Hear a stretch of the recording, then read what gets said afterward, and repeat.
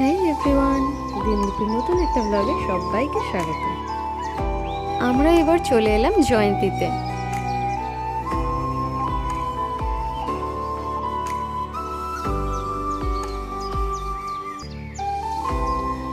সেদিন ছিল প্রচণ্ড রোদ, খুব গরম পড়েছিল, কিন্তু তারপর নদীর এই ঠান্ডা জলে পা ডুবিয়ে ভীষণ ভালো লাগলো।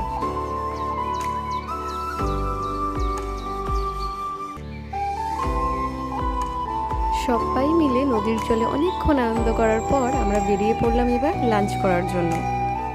লাঞ্চের জন্য আমরা এসেছিলাম 16 আনা বাঙালিতে। আমরা প্রত্যেকেই সেদিন নিয়েছিলাম ভেজ থালি। বাড়ি যাওয়ার সময় আমরা প্রথমে গিয়েছিলাম বানেশ্বরের শিব মন্দিরে, আর সেখান থেকে সোজা বাড়ির পথে। ভিডিও ভালো লাগলে প্লিজ সাবস্ক্রাইব করে দিও। দেখা হবে অন্য কোনো একটা ভিডিওতে। বাই।